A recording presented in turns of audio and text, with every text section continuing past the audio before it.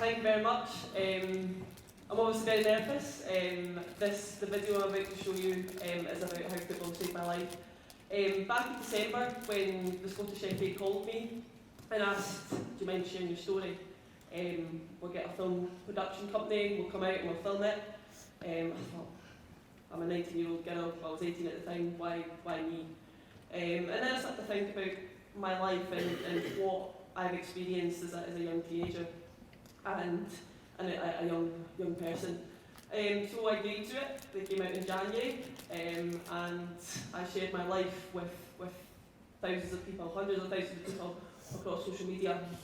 Since it got released in May, I have been out doing talks in schools, awards nights, and it's just blowing up. And to be here today is incredible. So I'm not going to do any more. I will show you the video. Football for me is everything. It gives me the power to be myself. Gave me something else to work towards and something to let off steam when I got home from school. When I was 12, life kind of changed forever. My mum had a stroke. Mine sitting on the floor, I asked my dad, what is a stroke? And he told me my mum couldn't speak. And we had no idea what the outcome was. I remember breaking down in tears after he told me. Not knowing if my mum would ever say hello to me again was very damaging to me. Me and my older sister were very, very much caretakers of my siblings at that point. At the age of 12, cleaning, doing the washing up, stuff I never thought I would be doing at that age. That had a massive impact on my friendships at school. I just didn't connect with them as well as I could. I was losing friends because of me not being able to go out and to play with them. But family to me was everything. Didn't feel anybody really understood what I was going through. It was a real struggle. I didn't want to speak about it. I remember sitting at lunch and break by myself because I couldn't connect with my friends as what I did before. 2 years after my mum had her stroke, I was just battering on with everything. I was away to sit my exams at school and I had bottled everything up of my emotions for 2 years.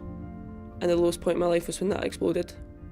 I stopped eating, I stopped drinking, stopped going to school. I didn't want to be here anymore. I had no idea why I was feeling this way, what I was really feeling. I just didn't want to be with anybody. I said I was fine, was all I said constantly to everybody. I'm fine, when I wasn't. It was a struggle, a real struggle. I didn't want to admit I was ill. Until that day I didn't want to be here anymore.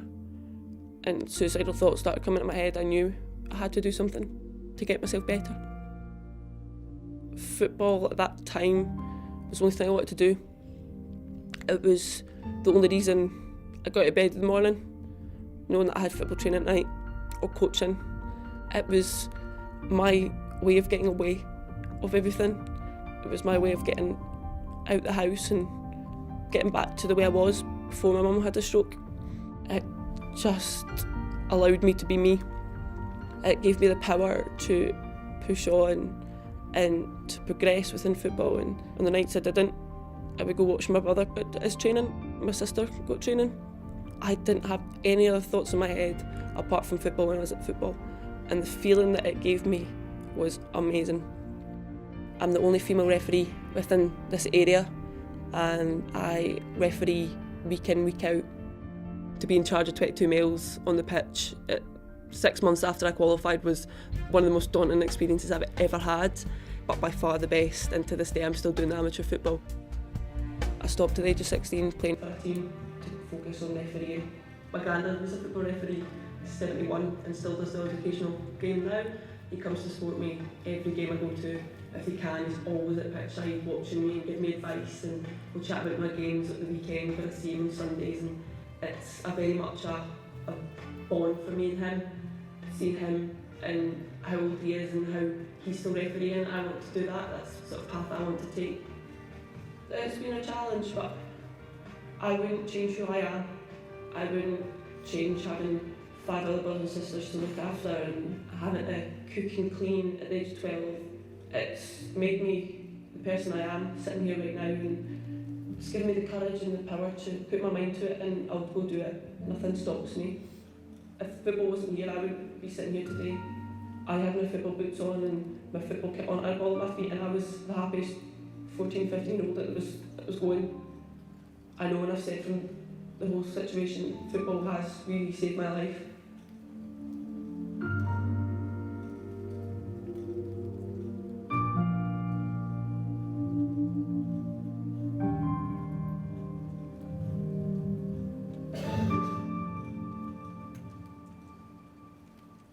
So that's just a little insight into my life, and I will say, and I say to this day still, I would be standing here at this incredible event if it wasn't for football.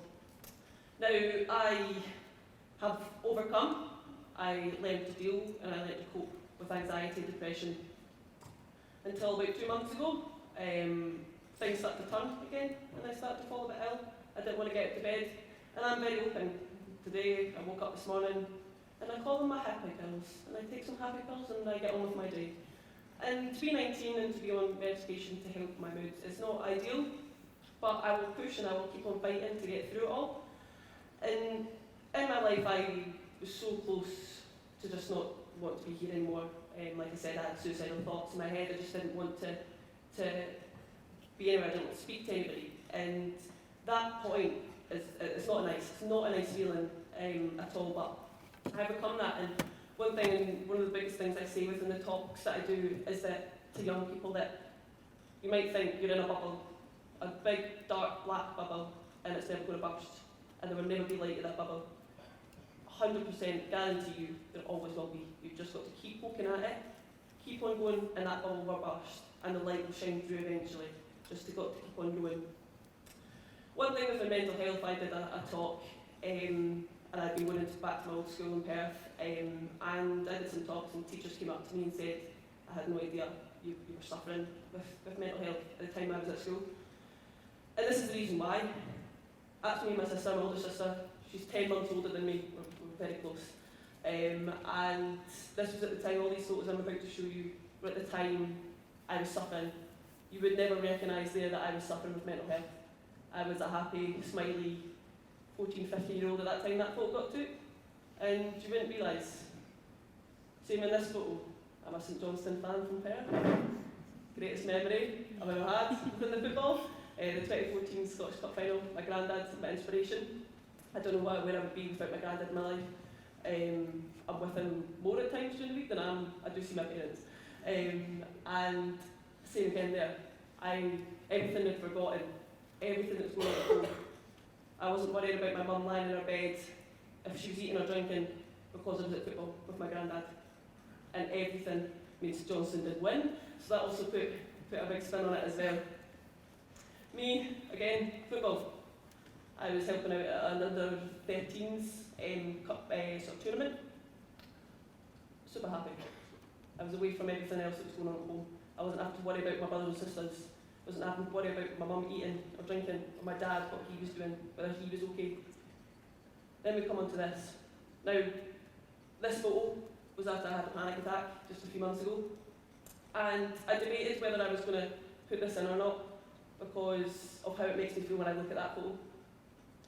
Now, when you see this photo, I was still struggling, but this is what it really looks like when I am suffering, when I'm at home, when I show my emotions, when I put that cover, because mental health is something you can hide so easily. The person you were sitting next to might be suffering with something at home. I spoke to a little girl earlier today who's helping and doing a fantastic job, and she came up to me and said, I'm suffering. She gave me a cup of tea, and she looked fine. She came open to me and said, now for me that makes me feel brilliant, the fact that some girl was open and forthcoming to me and wants to tell me. So we had a big chat and it was nice, but that's what it really looks like.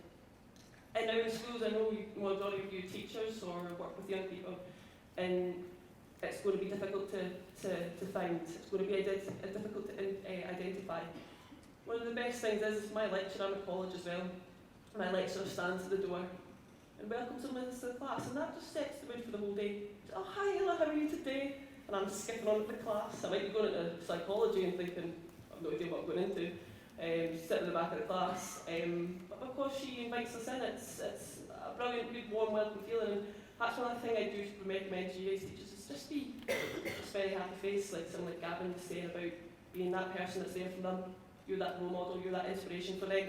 You want to be that reason that they get out of bed in the morning to come to school, to go to work, because they get to see that one person. I had a guidance teacher, Mrs. Dawson, who I haven't seen since I left school, and she was that person for me. She was the reason I got out of my bed in the morning and made sure my brothers and sisters were ready for school. They had been breakfast, bag packs, lunch sorted, homework in their bags, changed, and off to school we went. I dropped them off. I was always a little late because I had to make sure they were at school first. And I went to class, and by this point, I was in about 9:10 in the morning, and I was so physically drained already, just by getting my brothers and sisters ready. But she was there for me. I was able to go in and sit in the classroom or the guidance space and have a cup of tea with her and just chat. She was the reason I got out of bed in the morning and I went to school. And still to this day, if I could find her, I would thank her greatly. Also here, I was at an event just back in October, helping look after some referees, and I then had the panic attack that day as well. I was away from home. I was away, my parents weren't with me, I was staying in a hotel. But my mum came through to see me, and it made all the difference, just because she was there. And this is the reason I am here today, is to show you guys that mental health, I'm taking medication at the moment, and I've been smiling. Okay, I've been nervous and shaking a bit, but I've been smiling and I'm really, really happy to be here today. But at the same time, I go home and I'll probably be drained from the day I've had. But I pick myself up every morning. My parents, my siblings pick me up every morning. You know, I've got friends, I've got college. You know, I've got that role model in my life where I do get out of bed in the morning and I do work my hardest to get through it all. And things will get better. I know they will. I've been through it before.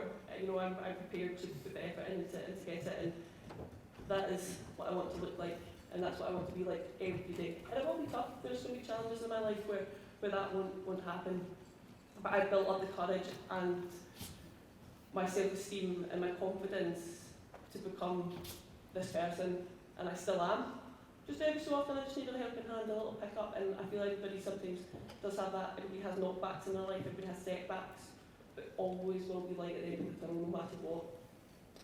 And going into all these schools and to speaking about the effects of mental health and what it does for people has been a real privilege for me, and to be 19, to be the only female referee in my area from Perth.